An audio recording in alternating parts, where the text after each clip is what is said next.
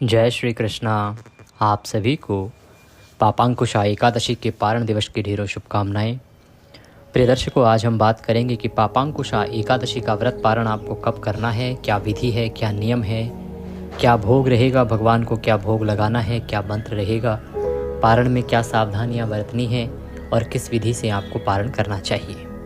Video आज देर से record हो पा रहा है, उसके लिए मैं क्षमा प्रार्थी हूँ। आइए जानकारी आरंभ करते हैं। मैं संक्षिप्त से संक्षिप्त रूप में आज बताने का प्रयास करूंगा, क्योंकि समय का अभाव है और आपके लिए सूचना पहुंचाना भी आवश्यक है।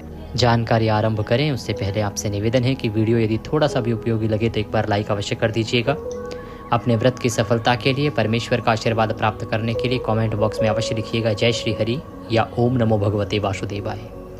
भगवान वासुदेव की कृपा से आपका व्रत सफल होगा और आपकी सभी इच्छाएं पूर्ण होंगी। आप देख रहे हैं देवभूमि ज्योतिष संस्थान का प्रतिष्ठित YouTube चैनल देवभूमि धार्मिक। हम यहाँ पर सभी व्रत और त्योहारों की सही शास्त्रीय जानकारी प्रदान करते हैं। ज्योतिष शास्त्र और पंचांग के आधार पर बताते हैं कौन सी तिथि कब है, व्रत आदि कब करना है, क्या विधि है, क्या नियम है। यदि आप सभी व्रत और त्योहारों की सही जानकारी पाते रहना चाहते हैं तो कृपया चैनल को सब्सक्राइब कीजिए और बेल आइकन को प्रेस कीजिए। जब आप सब्सक्राइब का बटन दबाएंगे तो वहाँ एक घंटी का निशान बना हुआ आएगा, उसको अवश्य दबाइएगा, तभी आपको हमारे सारे वीडियो प्राप्त होंगे, अन्यथा आपसे जानकारी छूट जाएगी। तो चैनल को सब्सक्राइब करें और बेल आइकन को प्रेस करें। आइए प्रिय दर्शकों, जानकारी आरंभ करते हैं। बात करते हैं एकादशी व्रत पारण। पापांकुशा एकादशी जो कि आश्विन मास के शुक्ल पक्ष की एकादशी तिथि होती है, इसका व्रत आप सभी ने किया है 3 तारीख को और 4 को करेंगे इसका पारण। पारण से पूर्व जब आप एकादशी का व्रत जिस दिन कर रहे हैं उसी दिन से आपको कुछ नियम हैं जिनको पालन करना है। नियमों में प्रमुख रूप से आपको ब्रह्मचर्य धारण करके रखना है। आपको सायंकाल को कीर्तन करने का प्रयास करना है, सुनने का प्रयास करना है। कीर्तन कीजिए, प्रभु के चरणों में मन को लगा के रखिए, शांत चित्त होके दिन को व्यतीत कीजिए और रात्रि काल को संभव है तो जागरण कीजिए। जागरण की बड़ी महिमा है, कीर्तन की बड़ी महिमा है और पारण वाले दिन सूर्योदय से पहले उठ जाइए। ध्यान दीजिएगा कि पारण वाले दिन आपको सुबह उठ के दंत धावन नहीं करना है, अर्थात टूथपेस्ट या मंजन का प्रयोग नहीं करना है। क्यों? क्योंकि टूथपेस्ट या मंजन जो भी बाज़ार में आता है उसमें या तो केमिकल है और या फिर उसके अंदर नमक होता है, और दोनों ही चीज़ें आपके व्रत को भंग करती हैं, खंडित करती हैं, क्योंकि व्रत में नमक और केमिकल दोनों ही नहीं खाने चाहिए। इसीलिए जो बाज़ार में टूथपेस्ट हैं या फिर मंजन आदि हैं उनका प्रयोग करने से बचिएगा व्रत में। हाँ, अगर आपके पास व्रत वाला मंजन है तो अवश्य ही उसका प्रयोग कीजिएगा। आप अगर मंगवाना चाहें तो हमारे पास उपलब्ध हैं, आप मंगवा सकते हैं, या बाज़ार में भी बहुत सारी जगहों पर उपलब्ध है, वहाँ से आप ले सकते हैं। पारण वाले दिन अर्थात 4 तारीख को आप सूर्योदय से पहले उठ जाइएगा। उठने के बाद स्नान आदि कीजिए, स्वच्छ वस्त्र धारण कीजिए और आसन लगा के जो आपका पूजन स्थल है वहाँ पर बैठ जाइए। अब इस व्रत के पारण के वीडियो को बहुत से लोग वो भी देखते हैं जिन्होंने पूजन तो अलग विधि से किया था, लेकिन पारण का वीडियो देखा है तो आप पारण इस विधि से करना चाहेंगे। तो कुछ दर्शक तो वो हैं जिन्होंने हमारी बताई हुई विधि से चौकी आदि स्थापित करके ही आपने व्रत पूजन किया था, तो आपने तो चौकी कल ही स्थापित कर ली होगी एकादशी को, और जिन्होंने चौकी स्थापित करके पूजन नहीं किया था तो वो आज पारण के दिन पूजन करेंगे, चौकी आदि स्थापित करेंगे। तो पहले वो लोग जिन्हें आज चौकी भी स्थापित करनी है और पूजन भी करना है, सामग्री नोट कर लीजिए। और जिन्होंने चौकी आदि स्थापित करके रखी है तो आपके पास चौकी स्थापित है, जब पूजन हम आरंभ करें वहाँ से आप आरंभ कीजिएगा। पूजन के लिए आपके पास होनी चाहिए भगवान श्री हरि विष्णु की एक तस्वीर या प्रतिमा। इसके अतिरिक्त भगवान को स्थापित करने के लिए चौकी लीजिएगा, चौकी पर बिछाने के लिए पीला वस्त्र, साथ ही पूजन के लिए रौली, मौली, पान, सुपारी, लौंग, इलायची, धूप, दीप, नैवेद्य, फूलों की माला, इत्र, जनेऊ और साथ में दूर्बा अवश्य लीजिएगा। दूर्बा दल की बड़ी महिमा है, उसको आपको अवश्य अर्पित करना है। दूर्बा दल यूँ तो विशेष रूप से अर्पित किया जाता है, मैंने पहले भी आपको बताया है बहुत बार कि चातुर्मास चल रहा है, प्रतिदिन भगवान नारायण को अर्पित करना चाहिए। प्रतिदिन ना कर पाएँ तो कम से कम एकादशी वाले दिन अवश्य अर्पित कीजिए। बहुत उत्तम फल बताया गया है, बहुत बड़ा फल बताया गया है इसका, तो दूर्बा दल आपने अवश्य लेना है। ये सारी सामग्री एकत्र कीजिए और आसन लगा के बैठ जाइए। एक लोटा लीजिए तांबे का, उसमें पहले गंगा जल भरिए, फिर शुद्ध जल भरिए जो आपका पूजा स्थल है वहाँ पर आसन लगा के बैठ जाइए। पहले आप जल छींटे देके सारी सामग्री को शुद्ध करेंगे और साथ ही जल छींटे देके आप उस स्थान को भी पवित्र करेंगे।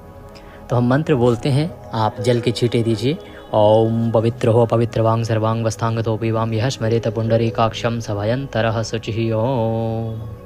इस प्रकार से जल छींटे देके आपने स्थान को पवित्र किया है, सामग्री को शुद्ध किया है।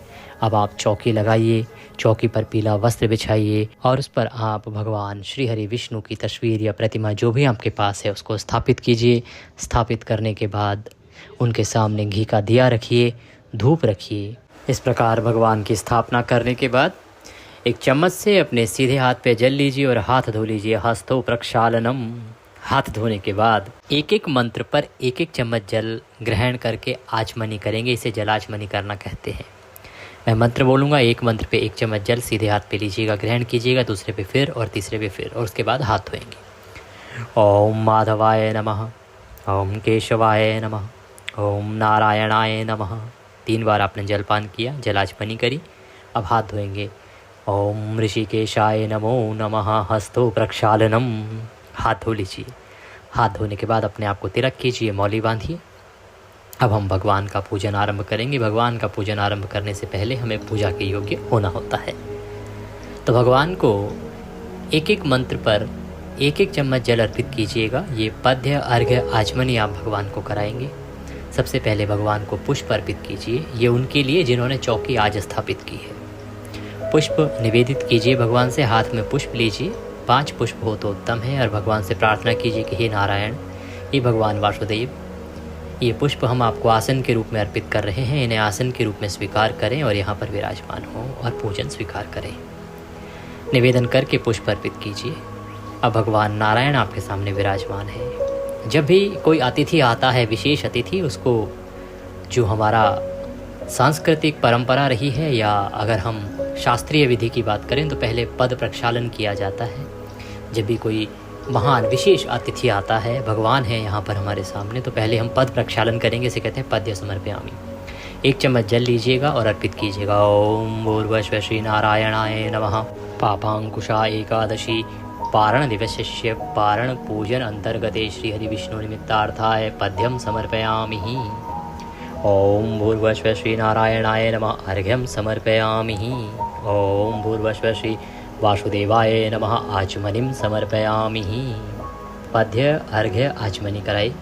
पद्य अर्घ्य आचमनी कराने के बाद अब आप भगवान को स्नान कराएंगे। स्नान के लिए जल अर्पित कीजिएगा या फूल से आप छींटे भी दे सकते हैं। ओम भूर्भुवः श्री वासुदेवाय नमः। स्नानम जलम समर्पयामि। पंचामृत बनाइए। कच्चा दूध, दही, घी, शक्कर और गंगा जल से। शहद का प्रयोग एकादशी के पंचामृत में नहीं होता है। पंचामृत बनाइए और भगवान को अर्पित कीजिए। ओम भूर्भुवः श्री वासुदेवाय नमः। पंचामृत स्नान निमित्तार्थाय पंचामृतम समर्पयामि। पंचामृत को फूल पे लगा लीजिएगा और फिर अर्पित कीजिएगा। पंचामृत अर्पित करने के बाद भगवान वासुदेव को शुद्धियोदक स्नान कराएंगे। तो पुनः शुद्ध जल से छींटे दीजिए। ओम भूर्भुवः श्री वासुदेवाय नमः। शुद्धियोदक स्नान निमित्तार्थाय शुद्ध जलम समर्पयामि। शुद्ध जल समर्पित कीजिए। शुद्ध जल से स्नान करा के अब भगवान को आप वस्त्र अर्पित करेंगे। वस्त्र के रूप में मौली का एक टुकड़ा तोड़िए और वह अर्पित कीजिए। ओम भूर्भुवः श्री वासुदेवाय नमः। वस्त्रम समर्पयामि। वस्त्रम उपवस्त्रम यज्ञोपवीतम। यज्ञोपवीत अर्पित कीजिए। यज्ञोपवीत जनेऊ होती है तो जनेऊ लीजिए। जनेऊ को रौली कुमकुम आदि से तिलक कर लीजिएगा और अर्पित कीजिएगा। ओम भूर्भुवः श्री वासुदेवाय नमः। यज्ञोपवीतम समर्पयामि। यज्ञोपवीत अर्पित कीजिए। यज्ञोपवीत अर्पित करके भगवान को इत्र अर्पित करेंगे। तो इत्र को आप फूल पर लगा लीजिए और फिर अर्पित कीजिए। ओम भूर्भुवः श्री वासुदेवाय नमः। इत्रम समर्पयामि। इत्र समर्पित कीजिए। इत्र भगवान को समर्पित करके अब तिलक लगाएंगे। रौली कुमकुम आदि से तिलक कीजिएगा। ओम भूर्भुवः श्री वासुदेवाय नमः। तिलकम समर्पयामि। गंधम समर्पयामि। भगवान को रौली कुमकुम आदि से तिलक कीजिए। तिलक करने के बाद अब आप भगवान को पुष्प अर्पित करेंगे। फूलों की माला है तो माला पहनाइएगा। ओम भूर्भुवस्व श्री वासुदेवाय नमः। पुष्पम समर्पयामि माल्यार्पणम कुरुः। माला पहनाइए, पुष्प हैं तो पुष्प अर्पित कीजिए भगवान को।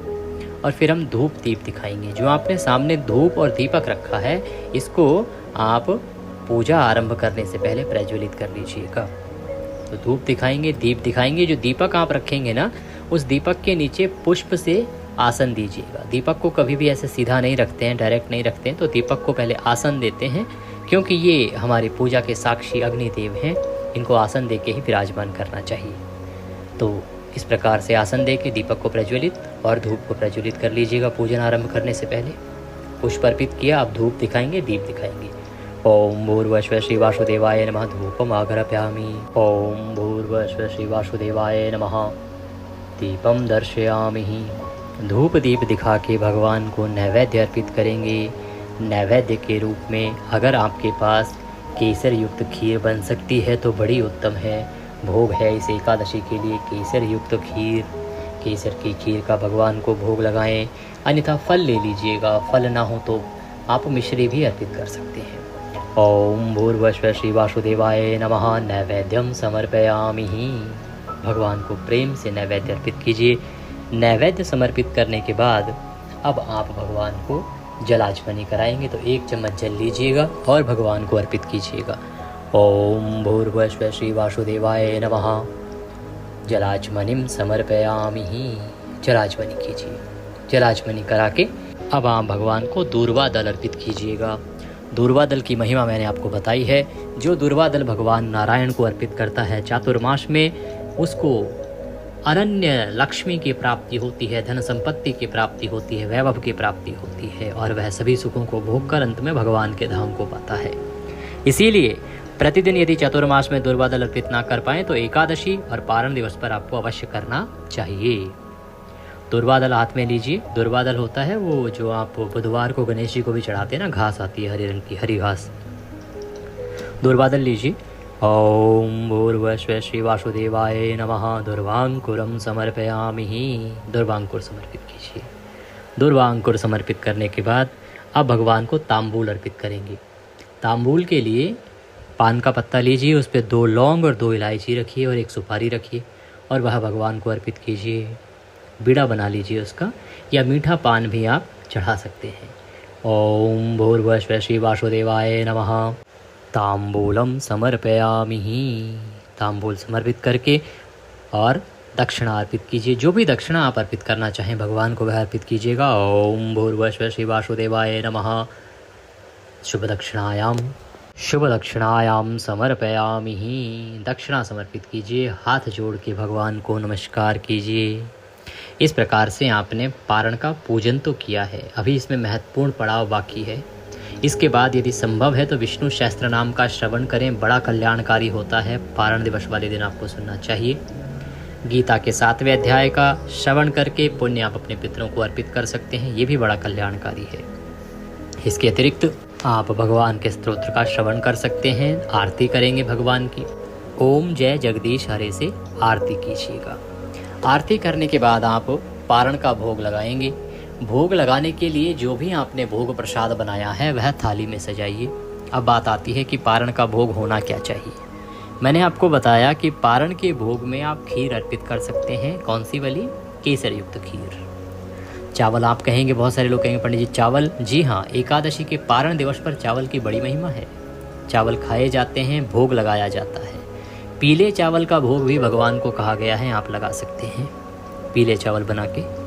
इसके अतिरिक्त आप जो भी शुद्ध सात्विक भोजन घर में बनाएं, कुछ ज़्यादा कुछ नहीं तो आप पराठे या पूड़ी जो भी आप बना सकें सात्विक भोजन घर में जो बना लें। आप रोटी सब्जी का भी भोग लगा सकते हैं, बस लहसुन प्याज आदि नहीं होने चाहिए। तो सात्विक भोजन जो बनाया है आपने वह भोग प्रसाद थाली में सजाइए।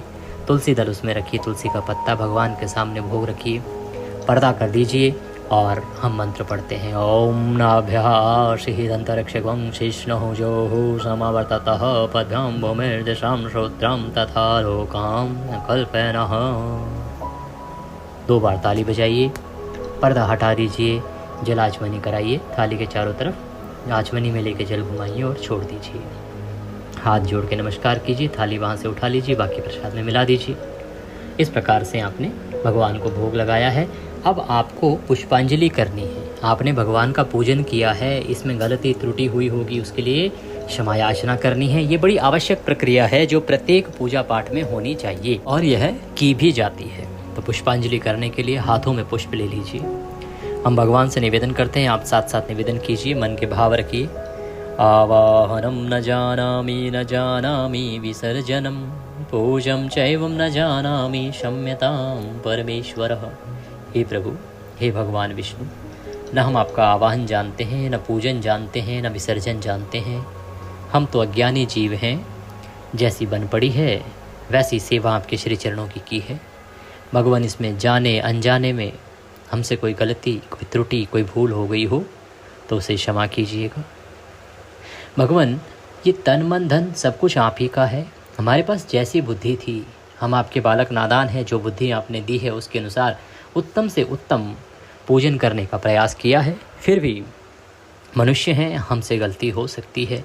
तो यदि जाने अनजाने में कोई गलती हमसे हो गई हो तो हम उसके लिए क्षमा याचना करते हैं, हमें क्षमा प्रदान करें। और प्रभु, आपको अर्पित करने के लिए हमारे पास कुछ नहीं है। तन मन धन सब कुछ तो आप ही का है। हमारे पास केवल क्या है? मालती मलकादाति सत्पत्रादि संयुक्तम पुष्पांजलि मया दत्ताम ग्रहणाम परमेश्वरः। प्रभु, यह पत्र पुष्प की भेंट है, इसे स्वीकार करें और दया का आशीर्वाद प्रदान करें। भगवान को नमन कीजिए, पुष्प भगवान के चरणों में अर्पित कीजिए। पुष्प अर्पित करके फिर परिक्रमा कर लीजिए। यानि कानि च पापानि प्रदक्षिणाम पदे पदे। खड़े खड़े एक परिक्रमा कर लीजिए। जो पुरुष जन हैं वो दंडवत प्रणाम कीजिए, बाकी सर झुका के महिलाएं प्रणाम करेंगी। इस प्रकार से आपने पारण का संपूर्ण पूजन किया है। जो चौकी है उसका विसर्जन कर सकते हैं, चौकी को थोड़ा सा हिला दीजिए। जो लोग कलश भी स्थापित करते हैं वो कलश को भी हिला सकते हैं। जो भोग प्रसाद आपने भगवान को चढ़ाया था उसे प्रसाद के रूप में ग्रहण कीजिएगा। बाकी सामग्री जो है जल विसर्जन में जाएगी। जो तांबूल आदि, पान, बीड़ा आदि जो भी है वो सब जल विसर्जन में जाएगा। भगवान की तस्वीर घर में मंदिर में रख सकते हैं, चौकी आपके घर में रहेगी। अब आपने व्रत का पारण करना है। पूजन करने के बाद आपको ब्राह्मण को भोजन कराना चाहिए। ब्राह्मण को भोजन ना करा पाएँ कोई बात नहीं, आप ब्राह्मण को दान दक्षिणा दीजिए। दान दक्षिणा कैसे हो सकता है? आपके आसपास कोई मंदिर है तो मंदिर में दे आइए, कुछ भोजन दे आइए, खाद्य सामग्री दे दीजिए। हमारे निमित्त यदि कोई आप दक्षिणा आदि भेजना चाहते हैं तो आप जो स्क्रीन पर नंबर आ रहा है उस पर भेज सकते हैं। 900 से नंबर है, उस पर भेज सकते हैं। कई बार नंबर पर पेमेंट फेल हो जाती है तो उस अवस्था में आप या QR कोड को स्कैन करके भी भेज सकते हैं, क्योंकि वो सीधा हमारे बैंक खाते में ही आता है। तो आप QR कोड को स्कैन करके भी दक्षिणा भेज सकते हैं। इस प्रकार से दक्षिणा आदि भेजने के बाद या ब्राह्मण को भोजन आदि कराने के बाद फिर आपने व्रत पारण करना है। व्रत पारण करने के लिए आसन लगा के बैठ जाइए।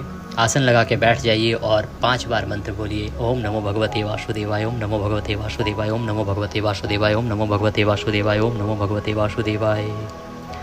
इस प्रकार 5 बार मंत्र बोलिए। हाथ जोड़ के भगवान का ध्यान कीजिए और उसके बाद तुलसी का पत्ता मुंह में रखिए और जल ग्रहण कर लीजिए। यह आपका पारण होगा। भोजन के रूप में जो आपने भगवान को भोग लगाया है ना, वही सबसे पहले ग्रहण कीजिएगा। उसके बाद बाकी कुछ आप खा सकते हैं। पारण में सदा सात्विक आहार ही लिया जाता है, इसका ध्यान रखिएगा। अब बात आती है कि पारण करना कब है, पारण का समय क्या रहेगा। तो प्रिय दर्शकों, पारण की जो विधि है ना वो ये कहती है कि पारण सदा व्रत के अगले दिन सूर्योदय के बाद किया जाना चाहिए। द्वादशी में उत्तम है। इसके अतिरिक्त पारण सदा हरिवासर का समय निकल जाने के बाद ही किया जाना चाहिए। अब हरिवासर का समय जो है उसकी गणना आवश्यक है। इस वर्ष 2025 में जो पापांकुशा एकादशी है उसकी शुरुआत हुई थी 2 अक्टूबर को शाम को 7:10 पर और 3 अक्टूबर को इसका समापन हो गया शाम को 6:32 पर और द्वादशी तिथि आरंभ हो गई। इसीलिए द्वादशी युक्ता श्रेष्ठ व्रत भी हो गया। तो पारण आप 4 अक्टूबर को करेंगे। हरिवासर का जो समय है वो रात्रि काल में ही समाप्त हो जाएगा। इसीलिए आप सूर्य उदय से और 8:35 तक पारण कर सकते हैं। पहले मैंने 8:15 भी बताया था। कारण ये था कि वहाँ पे कुछ समय की गणना अलग थी, क्योंकि प्रत्येक पंचांग में क्या होता है ना, सूर्योदय का समय बदल जाता है। जो बनारस के पंचांग हैं उनमें सूर्योदय का समय अलग है, दिल्ली के पंचांग में अलग है।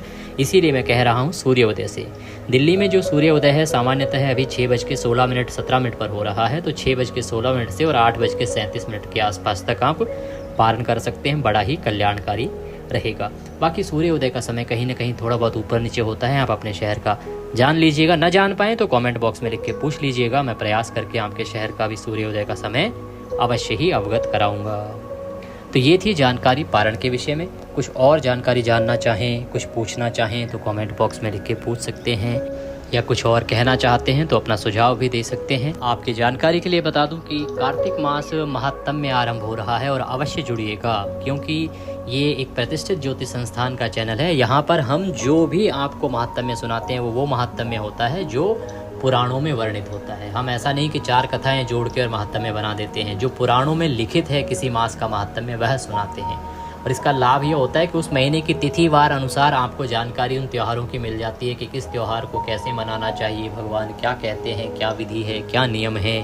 तो केवल कथाएं ही महात्म्य में नहीं होती हैं, उस मास का महात्म्य जो होता है उसका महत्व बताता है, उसमें आने वाले बड़े पर्व त्योहारों का महत्व बताता है और उनकी विधियां बताता है। तो जो सही महात्म्य है उसे अगर आप सुनना चाहते हैं तो चैनल के साथ जुड़ जाइए और अवश्य पूर्णिमा तिथि से ही आरंभ कर दीजिएगा। हम पूर्णिमा को ही पहला अध्याय आरंभ करेंगे, पूर्णिमा से ही कार्तिक महात्म्य आरंभ होगा।